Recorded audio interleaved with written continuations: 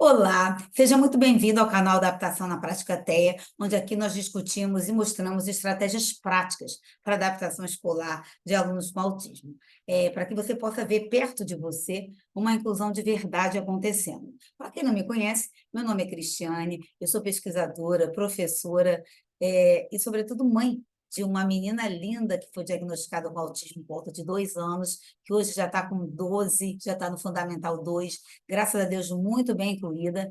E o que eu trago aqui, sobretudo, é a minha experiência diária, não é? De mais de 10 anos convivendo com autismo diariamente e, sobretudo, os desafios de inclusão, não é? E qual o tema de hoje, né? Vamos falar sobre qual o grande segredo para se começar uma boa inclusão. Por onde você começa, né? Você tem seu filho com autismo, você tem seu aluno que você recebeu com autismo, e, enfim, os seus pacientes na sua clínica que começam a ter esses problemas de inclusão que a gente tanto ouve, não é? E, às vezes, muita gente me pergunta, meu Deus, mas por que você consegue ver uma inclusão de verdade acontecendo e numa mesma clínica que eu sempre levei minha filha, eu não via, por exemplo, ver isso com o paciente do lado, não vejo isso acontecer, às vezes, na mesma escola, não vejo isso acontecer ali numa atividade extracurricular. E qual é o grande segredo, né, que eu posso dizer para vocês? Não é um grande segredo que eu posso compartilhar. Eu acho que é um bom contraturno, não é? E aí, não é culpa da escola, não é culpa da terapia, por onde, né? Que se chega a esse bom contraturno. E é sobre isso que a gente vai falar hoje. O que acontece?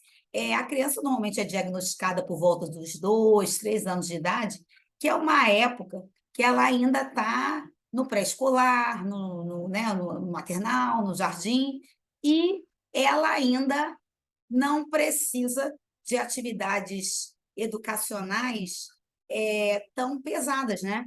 Normalmente ela faz os trabalhos hiper importantes, né?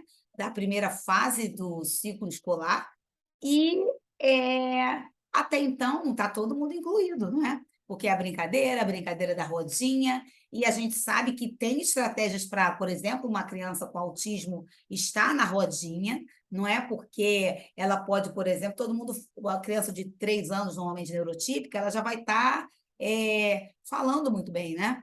E a nossa ainda não está. A minha filha, vou falar com 3 anos, 8 meses. E aí, mas só que assim, passa batido, né? O pessoal, está muito abraçada, está muito ok. E já no pré-escolar, gente, eu vou falar um dia só de pré-escolar, mas no pré-escolar você pode, por exemplo, fazer uma adaptação de rotina para essa criança do espectro. Pode, por exemplo, não é, na hora da rodinha, você levar já adaptado. Normalmente a professora senta na escola, né, com as crianças e pergunta: o que aconteceu ontem? O que aconteceu no final de semana? Não é? E é uma atividade de reconto hiper importante para os anos subsequentes, não é? E aí o nosso filho com autismo, o nosso aluno com autismo, normalmente não faz essa atividade, às vezes ele sai, né? Às vezes ele nem entra na roda. E uma estratégia simples que você pode fazer, por exemplo, é levar antes, né? Prepará-lo para essa atividade. Você pode, por exemplo, mandar as fotos do que aconteceu no final de semana e pedir para ele mostrar a foto e, aos poucos, ir estimulando esse reconto. Não é que vai ser super importante para as atividades escolares subsequentes, não é isso? Nos planejamentos escolares. Mas isso, assim, são estratégias, são coisas bem simples, não é? E coisas do dia a dia. E, normalmente, no pré-escolar, a gente não ouve tantos problemas de inclusão, não é? E os problemas que a gente ouve estão relacionados às variáveis comportamentais. E aí é por elas que eu começo. O que acontece? Quando a criança é diagnosticada e ela vai para a clínica, normalmente terapêutica, ela é logo estimulada a falar, né? E aí, parabéns aos fonoaudiólogos que se empenham em atender essa demanda tão importante de uma criança no espectro, dela poder se comunicar, dela poder falar. Se você só tem dinheiro para fazer uma terapia nesse início do autismo, eu recomendo que você coloque seu filho numa fono, não é? Porque a fono, a criança vai aprender a gritar, a se defender, a falar, né? E aí ela vai falar, se ela não estiver bem, ela vai verbalizar, não é?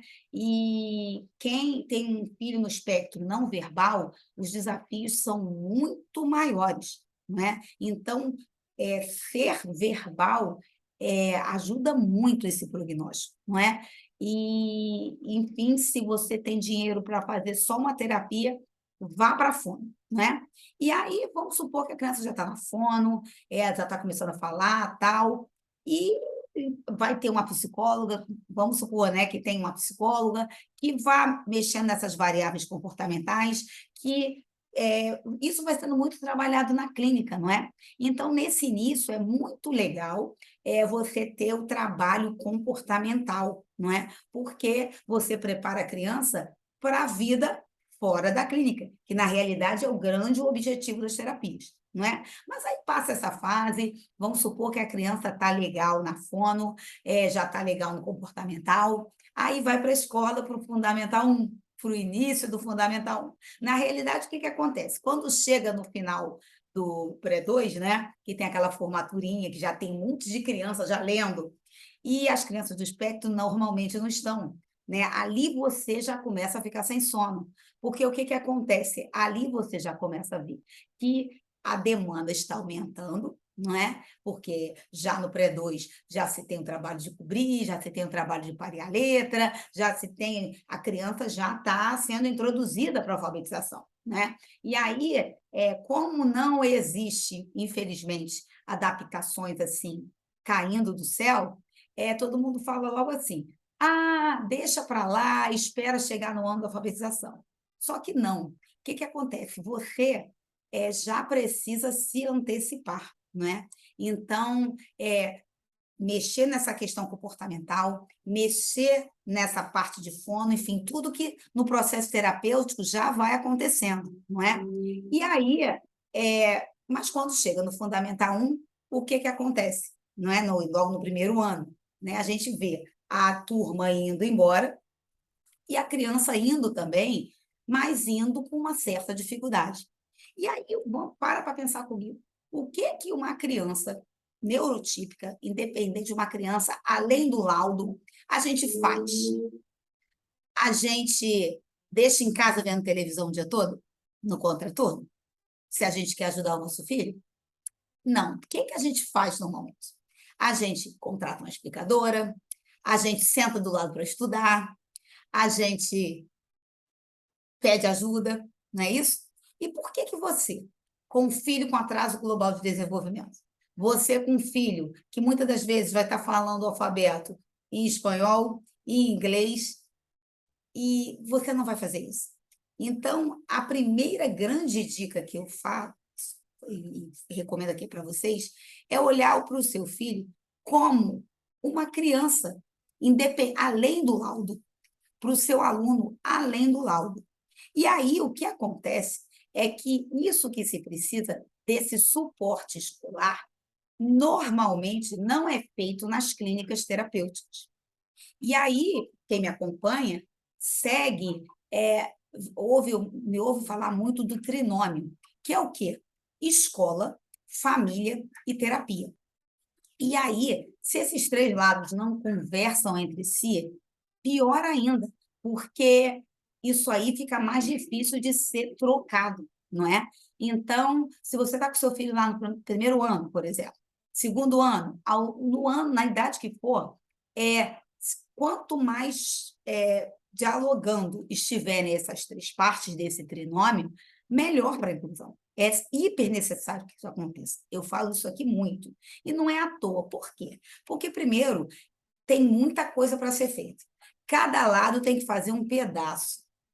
Cada lado tem que fazer um pedaço. E eu vou repetir isso várias vezes aqui. Então, inclusão não é só para a escola fazer.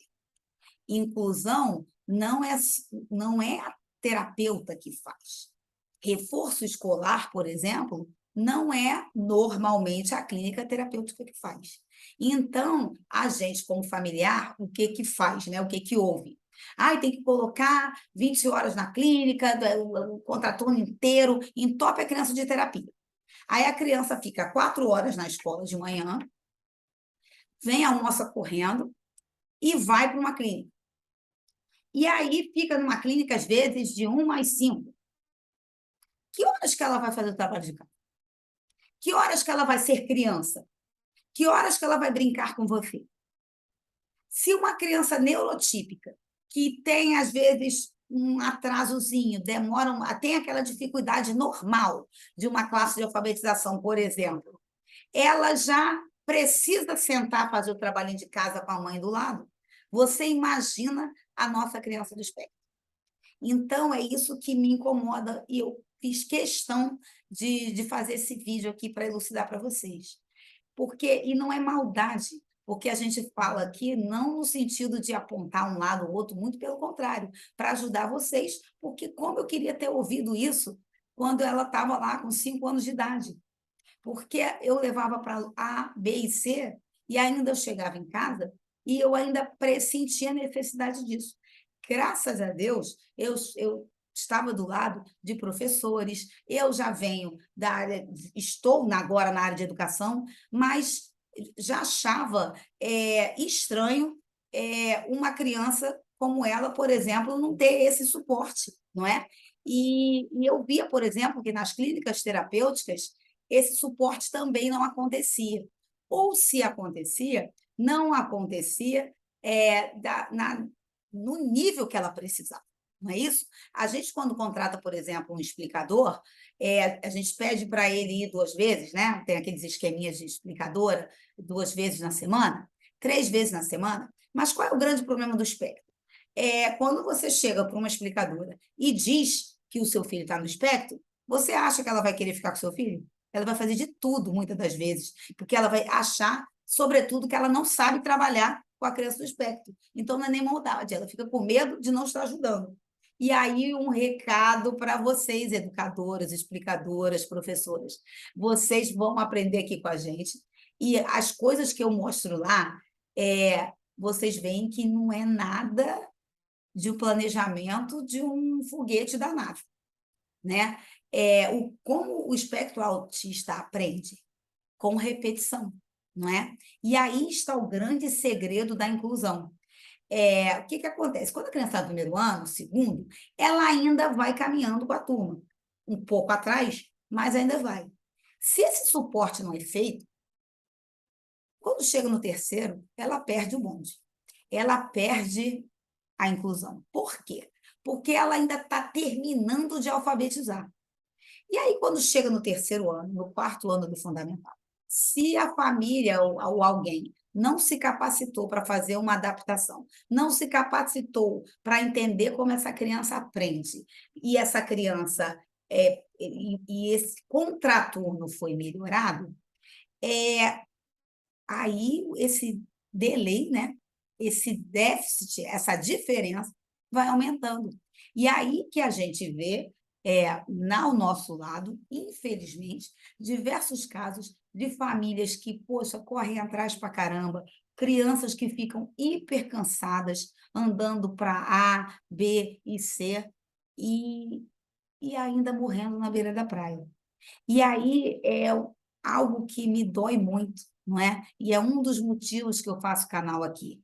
Porque hoje eu estou com ela no Fundamental 2, mas se eu não tivesse tido aquele senso de acordar e falar, poxa, deixa eu repetir mais esse exercício, deixa eu repetir mais, esse aprendizado está indo mais devagar, mas ela aprende, ela gosta. Então, eu não vou passar direto para outro capítulo e esquecer de fundamentar esse. Ainda mais os pré-requisitos de alfabetização, que numa escola, às vezes, são dados em um bimestre, e para ela talvez tivessem que ser expostos no contraturno por mais tempo. E aí eu vejo aí o grande erro da inclusão. E por isso ela não está acontecendo. Porque se a criança não alfabetiza, fica ainda mais difícil essa inclusão acontecer. Então, o que eu sugiro? Né? E aí eu me coloco falando primeiro como mãe, não é? Que você, familiar, olhe para o seu filho, veja a atividade que está chegando em sala, da escola, e veja se o seu filho está acompanhando. E eu imagino que não esteja 100% alfabetizado. E aí você precisa ficar de olho nisso, né? E vamos imaginar quem normalmente vai ver que tem um atraso, que tem um delay. E aí, Cristiane, então o que eu faço? Eu vou tirar da terapia e vou colocar na explicadora? Não. Na verdade, você tem que ir fazendo o que for, o que a sua criança mais precisa no momento, não é isso? Então, o que é o ideal, né? O ideal é que a criança com 2, 3, 4 anos, ela já esteja bem comportalmente, né? Aquelas questões de barulho, que ela já tenha sido treinada a tolerar o barulho, a tolerar o tempo de mesa, que a gente chama o tempo de mesa. Esse tempo de mesa é trabalhado muito bem em clínica, não é isso? E aí, por isso, a importância do diagnóstico precoce, porque quanto mais cedo você já começa a intervir, mais chances desse problema ser diminuído, ser solucionado, ou então você ter estratégias para que esse problema seja solucionado, né? Eu vejo muita queixa, por exemplo, de barulho, e aí, por quê, né? Que você acha que se a criança não tem tempo, ela tem pavor de barulho, quando tiver um parabéns na sala, como é que vai ser isso? Então, assim, se a criança ela é trabalhada nesse quesito e o grupo começa a entendê-la e ela começa a se controlar em relação a isso, né, para ela não sofrer, porque para ela, obviamente, né, todo mundo sabe que vai ser uma dor, né, e sensorial, sobretudo, mas, enfim, isso tem que ser, quanto mais cedo esse problema for esmiuçado e resolvido, não é isso? Mais chances dessa inclusão estar acontecendo de verdade. E aí, se você trabalha cedinho, já na fono e com comportamento, sobra mais tempo para você começar a ver a criança como uma criança que precise, você vai ter mais tempo para investir, por exemplo, nas questões pedagógicas, não é isso? Então, primeira dica de hoje, você olha esse contraturno com um senso crítico, não é isso? Então, poxa, meu filho tem um problema comportamental, e assim, na verdade, as crianças, a terapia são para a vida, né? Mas assim, cada um tem. Eu nunca tive dinheiro para pagar todas que a minha filha precisava, né? Que normalmente que se recomenda para uma criança do espectro. Hoje, graças a Deus, e outra coisa também que eu gostaria de elucidar. A gente ouve muito falar que o que é recomendado são 20 horas semanais de terapia, e aí o que eu gosto de esclarecer é que 20 horas de terapia não são 20 horas dentro de uma clínica. E é isso que eu gostaria de esclarecer, não é isso?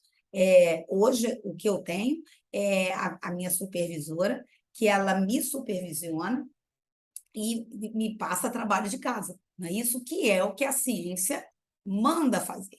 E aí, essa terapia deixa de ser só 4 horas por dia e passa a ser o tempo inteiro, não é isso? Tem a hora que a gente senta e faz um cartão e outras coisas, e as atividades extracurriculares que são feitas, e a gente usa essa atividade como grupo de habilidade social. Então, como muita gente fala, ué, não vai para terapia mais, fica só fazendo escola? Não, na realidade, o que acontece é que à medida que é o ideal, né? Que à medida que o seu filho cresça, essa atividade terapêutica, ela migre para outros locais, não é isso?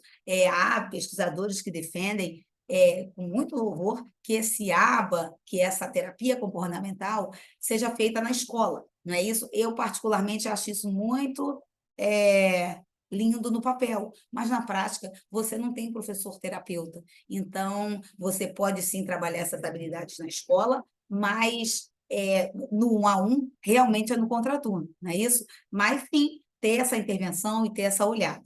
Mas, enfim, o ideal é que ao longo da vida, né, esse tempo na clínica vá sendo migrado, né, e substituído para o fora da clínica. Não é isso? E não é por isso que está fora da clínica que deixa de ser terapia, muito pelo contrário. Você está preparando o seu filho para a vida, não é isso? Então, vamos lá, beleza, entrou na escola, já teve esse supletivo aí, né? Antes do fundamental, do início do fundamental 1 de verdade acontecer, é reforço escolar.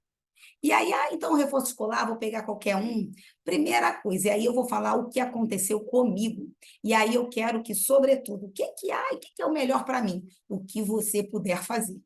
Não é isso? Eu conheço mãe que não tem dinheiro para fazer terapia e está com o filho incluído. Por quê? Porque ela faz o que ninguém faz. Não é uma nem duas que eu conheço que fazem assim. Não é isso? A gente tem uma quantidade de um valor terapêutico no Brasil muito caro, não é isso? Eu conheço muitas mães no espectro, muitas famílias no espectro, e conheço pouquíssimas que podem dar essa carga horária inteira na clínica, né? Normalmente você vai, meu filho hoje precisa mais de psicólogo. Meu filho hoje precisa mais de fono. Meu filho amanhã precisa mais de tal coisa. E aí a gente vai meio que trocando. Não é o ideal, não é o ideal, mas a gente precisa comer, a gente precisa pagar nossas contas. Então não dá para ter terapeutas e terapias e planos terapêuticos que são mais do que a gente ganha, muito mais. E aí então vou desligar o vídeo. Não, muito pelo contrário, eu estou aqui para você justamente que não tem como delegar isso a ninguém, não é isso? E mesmo se você tem como delegar, mas se você puder acompanhar de perto, é muito melhor. E aí, por isso que eu defendo que a família se capacite. Porque o que acontece? Vamos supor que você ganhou na loteria. E aí eu vou pagar um terapeuta, um fono hoje, o terapeuta amanhã de não sei de quê, e uma explicadora, e a melhor professora do Brasil, a melhor psicopedagoga do Brasil. E que horas você vai estar com seu filho? Não é isso? E tem mais uma coisa. O terapeuta, às vezes, aparece um doutorado para ele fazer não sei aonde, e não é filho dele, não é isso? E você vai estar sempre do lado do seu filho. Então, a capacitação de pais, eu acho que catalisa muito esse tempo, não é isso? É um terapeuta. Acho sim que o pai e a mãe, eles têm que se capacitar, mas delegar, entendeu? E aí eu brinco muito com quem me supervisiona, que eu falo, olha só, ela, poxa, você que precisa que eu faça isso? Falei, eu preciso, porque eu acho que a gente tem coisas que a gente tem que delegar. Então, me deixa com tal parte que você fica com essa. Mas assim, não é o caso da grande maioria, né? A grande maioria não tem, às vezes, tem X reais, não é isso? E se você tem X reais, use esses X reais para se capacitar, porque você vai estar sempre do lado do seu filho, não é isso? E isso falando especificamente para mães. E então a família pode. Qual é a missão da família desse trinômio? Vou falar de cada um do que pode fazer no contraturno. Primeiro, ter o senso crítico do que a criança está precisando para continuar na inclusão, fazer esse equilíbrio das terapias, dos contraturnos, não é? Tem muitas crianças, e é um grande erro, eu mesmo cometi esse erro por muitos anos, porque eu achava que por estar, por exemplo, na psicopedagogia, já era um reforço escolar. E aí, depois, uma mãe, que é amicíssima minha, o filho também está no espectro, ela é psicopedagoga. Aí, para mim, a criança entrava para a psicopedagogia, quando saísse, bastava apenas eu fazer o trabalho de casa. E ela falou, mas só que ela é muito minha amiga, eu sempre perguntava, o que aconteceu? E às vezes ela me chamava para dentro da terapia e me mostrava. Quando eu via, realmente, um trabalho maravilhoso. Só que eu via que não tinha nada assim para fazer frente, entendeu? Como se fosse uma explicadora. Aí eu falava, poxa, mas você não faz isso, não. Ela falou, Cris, eu posso até fazer, mas isso não é uma atribuição da psicopedagoga. E aí é um grande erro, né? A gente achar que o psicopedagogo que tem que fazer o trabalho de casa, e tem até elas têm os memes, né, entre as psicopedagogas, que elas dizem, psicopedagoga não faz trabalho de casa. E aí eu amo as psicopedagogas que são professoras, porque eu tenho amigas minhas que é, vieram deram aula, né, antes. E aí, quando o psicopedagogo, porque como psicopedagogia é uma especialização, teoricamente, qualquer graduação a pessoa pode ser psicopedagogo.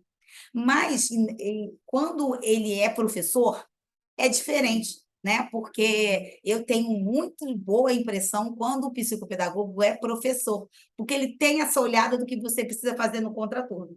Então, ele fala logo assim: me dá um caderno que eu vou fazer aqui, você coloca isso aqui para fazer, e com uma caneta e um papel, e um grande abraço aos psicopedagogos, eles conseguem fazer isso. E eles falam: isso aqui, gente, qualquer professora faz. E eu vejo eles falando assim. E aí, ela que me atentou para isso. Não, gente, isso aqui a professora faz. E aí, nisso, a minha irmã, que é professora, que é a Rejane, que foi quem terminou, sedimentou a alfabetização da Yasmin, e vocês conhecem aqui, eu vou fazer o próximo vídeo com ela. Eu falo sempre para ela, te amo, minha irmã, e sobretudo porque você me salvou. Porque chegou uma hora, gente, que era tanta terapia, eu não tinha dinheiro para pagar, e com isso, quando foi assim, final do Fundamental 2, que eu já estava, desculpa, entrando no Fundamental 1, que eu já estava ficando apavorada, justamente por isso, que eu via que a psicopedagogia não estava dando esse suporte, não que não tivesse que ter, mas trabalha outra coisa, trabalha de outra forma, né? Não trabalha no caderno, não trabalha trabalhando a letra, não trabalha isso, né? E a gente, às vezes, acha que está na clínica e está sendo um reforço escolar. E aí, terapia não é reforço escolar. Agora, se na clínica, por exemplo, tem uma professora, né? Minha filha chegou a ser atendida por profissionais assim, e ela cresceu muito, porque a professora, veio de professora, né? Era professora, hoje já é terapeuta. E aí ela falava: poxa, faz isso aqui, eu estou fazendo aqui. Porque o que acontece? Na clínica, normalmente é 1 hora na semana, 2 horas com aquele profissional, não é isso? Porque eu nunca tive realmente dinheiro para pagar 5 horas por dia, nunca. Então, minha filha é 2 vezes na semana na clínica terapêutica. E aí eu falava: então vem cá, eu vou marcar um terceiro dia para você vir aqui me dizer o que eu tenho que fazer no contraturno. E isso é uma coisa que não é só eu que fiz da cabeça, que a ciência fala, né? Isso, ela corrobora isso, tem vários trabalhos mostrando isso, que se você tem 1 hora de terapia só para pagar, só tem dinheiro para pagar 1 hora de terapia, pague sendo orientado. Terapeuta, se no seu plano terapêutico, no convênio dessa pessoa, só deu direito, sei lá, 4 horas por semana, e você queria 20, dessas 4 horas, que uma seja orientando, virem 3, para que uma você oriente a família. E a família não se engaja, a família precisa se engajar. E aí eu puxo a orelha aqui no bom sentido, de que as famílias, às vezes, têm a doce ilusão de que que a inclusão tem que ser feita na escola. Gente, volto a dizer, se uma criança neurotípica, ela que está tendo uma dificuldadezinha na série escolar, a gente tem que sentar do lado e ajudar. Você imagina uma criança no espectro. E aí as pessoas às vezes acham que a criança do espectro é um bicho de 7 cabeças. Não é, gente, é o seu filho. Você entende no olhar, não é? Se ele tem um terapeuta, melhor. Ele vai falar assim: olha só, aqui ele aprendeu pelo Tite, aqui ele aprendeu pelo ABA, aqui vocês vão aprender comigo. Mas, assim, quem não me segue, né, e quiser comentar com alguém que não vai ter tempo de me ver, né, é, as estratégias que a gente mostra lá são estratégias que vêm de ensino para o autismo, mas vocês vão ver que não é nada assim de outro mundo. Claro que tem a base e tal, mas assim, começa fazendo o que você puder. Começa com vendo esse aluno, né? Vendo esse aluno além do CID, tá?